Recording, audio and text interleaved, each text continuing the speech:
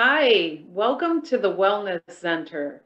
I am Dr. Teresa Bartlett. I'm the Senior Medical Officer at Sedgwick and Managing Director in Managed Care. And my topic today is de-stressing your life. How does that sound? Well, if you want to de-stress your life, I have the tips for you. So the first thing that I'd like to talk to you about is breath work. Everybody thinks, oh, I breathe every day, no big deal. Well, it is a big deal. And it's a big deal because it can lower your stress level. So if you're really interested in studying up on breath work and really learning how to embrace this and change your life, you can look at Dr. Huberman from Stanford University. Just put that in a search engine, and he does all kinds of podcasts and YouTube videos, and he can really work you through what good breath work will do for you. Also, there's a book by James Nestor called Breath, and lots of helpful tips, and even at the end, a lot of exercises. So just to make this super easy for you, if you feel totally stressed sitting at your desk, like I am right now, take in a deep breath. This is called the 4-7-8 method, okay? So you take in a breath for the count of 4, hold it for the count of 7, and release it for the count of 8. All right, we're going to try it right now. Ready?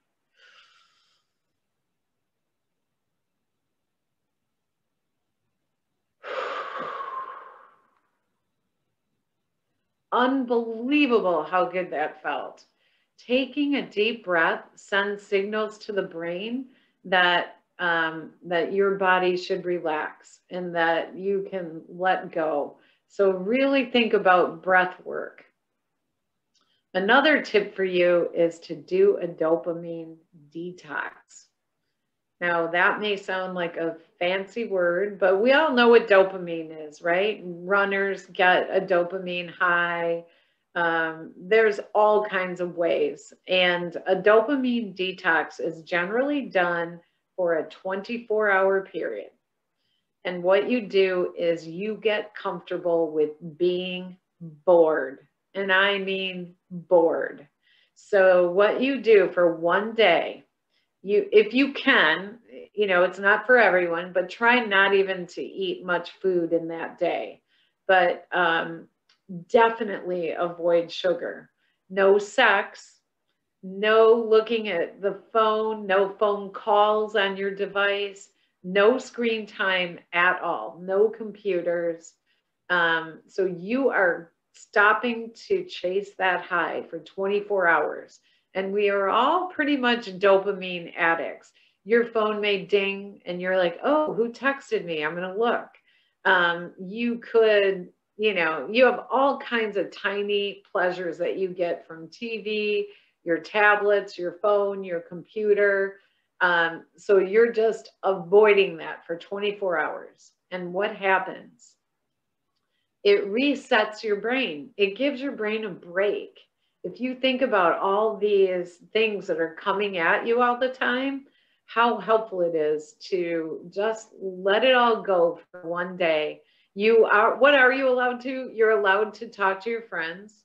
You're allowed to cook a meal, anything that doesn't require technology. If you can be out in nature, all the better. But just go off the grid for 24 hours and notice the big difference on what happened with your brain and how much better you feel the next day. The next thing that is extremely helpful in de-stressing your life is to eliminate clutter. Clutter is something that sort of is part of the American dream, if you think about it. We all collect things, more and more and more things. And a famous psychologist out of Toronto is named Jordan Peterson. And Jordan talks about your space being the external manifestation of your mind. Now, if you look around your space right now, is it clean? Is it calm? Is it settled? Most of us are going to say no. That includes me.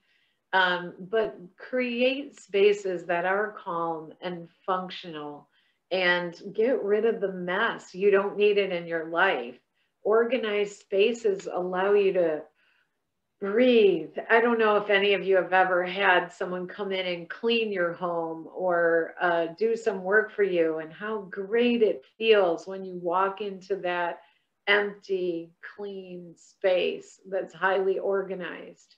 Even things on Netflix have taken off in recent years, like Mario Kondo, on how you eliminate things that don't spark joy, because objects take up a lot of your life and they really cause anxiety.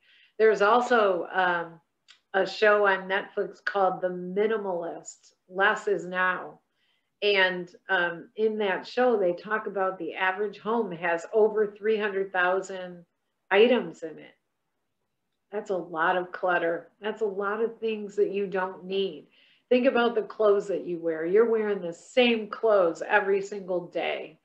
Also, try to live lighter and greener in terms of not creating waste. Can you use reusable water bottles, reusable food storage? Can you, compost? Just things that help a person feel like you're contributing to the greater good. If anyone's ever been to the Center when we were live and not video, we had pets, right? We had dogs. Dogs and cats primarily are the greatest ways to reduce stress.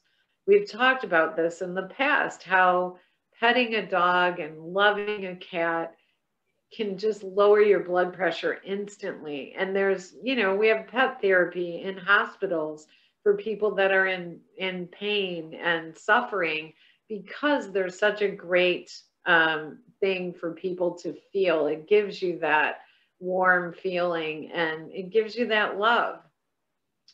Another thing you can do to de-stress your life is to stick to a schedule and make a plan. And some people feel so stressed out by making a plan. And I just have to tell you, make time, set a schedule. If you're always running late, then you're always having that cortisol burst. Your body is always feeling that stress, and it's not a great thing. Leave time to think in your life and to plan.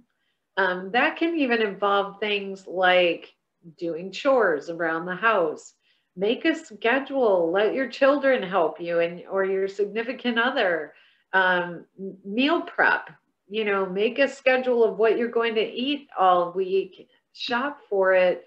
Prep it on Sunday and make the rest of the week a big joy. And don't forget to plan some fun in your life. Make sure that you have joy going on. Another big exercise is a huge way to reduce stress. There's studies that show that people who do basic strength moves like squatting and simple crunches and bicep curls for 2 months experience 20% less stress in their life. Dance, bike, run, walk, do whatever you like to do. Find something you like to do and do it most days, 5 to 7 days a week. It's a huge stress reduction. Sleep is also a great way to reduce stress. Keep a sleep hygiene routine. Go to bed at the same time every day. Eliminate blue light or computers or phones after 6 p.m. Don't drink alcohol if you can avoid it, or at least reduce your consumption of alcohol. Stop eating at least 3 hours before bed. If you have trouble sleeping, so many people do, buy a weighted blanket. Try it out. I happen to call my blanket anesthesia. because the moment I lay down and put that on me, it's like counting backwards from 10 and I'm asleep before I get to 10 to 1. And we know that healthy sleep patterns will reduce your risk of heart failure and gaining weight and help your diabetes stay under control by 42%. Sleep is so important. It's the time when your brain actually reboots and cools down. We have a lot going on with our brains these days. Another item that really will help eliminate stress is making healthy food choices, drinking a lot of water. Sugar is an enemy, and sugar will cause anxiety. It can cause your heart to race. It'll cause inflammation in your body, which will cause pain. So consuming more water, avoiding sugar, which is the inflammatory agent, is important. Try to avoid processed foods. Eat real foods. Eat things that are grown in the earth, and try to eliminate meat from your diet if you can, at least 1-2 days a week.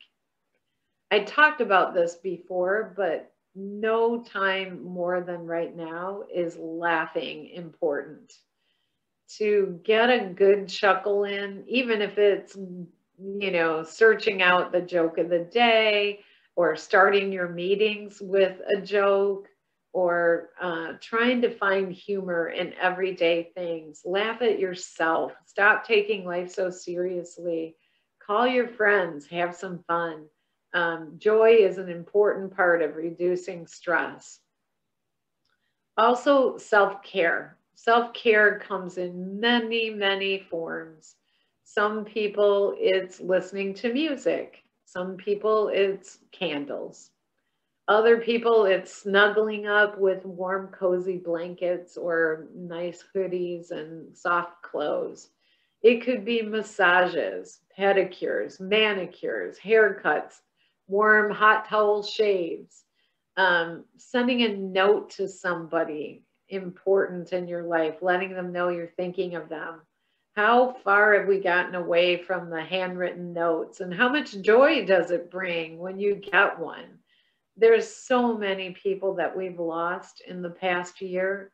It has been such a difficult time during COVID, and just stay in touch with people and let them know that you care. And most importantly, be kind to yourself. Think about the words that you internally say to yourself. And if you're being hard on yourself, stop. Be kind. Practice kindness with yourself and give yourself some forgiveness.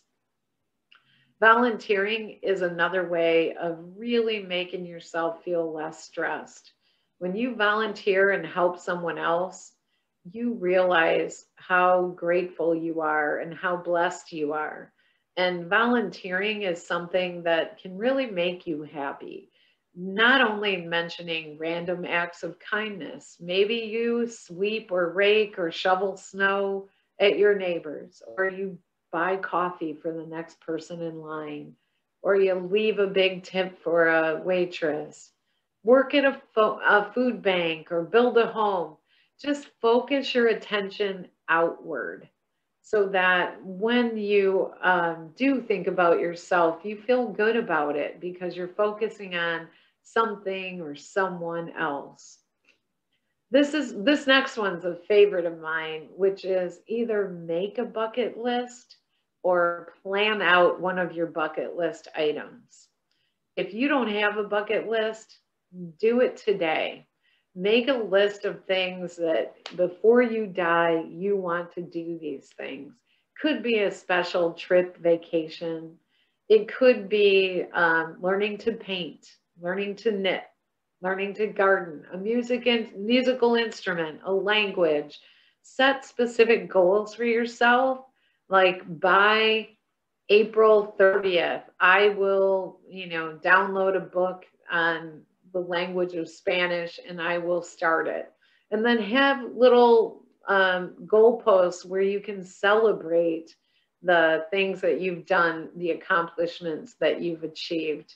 It's so important to have something to look forward to.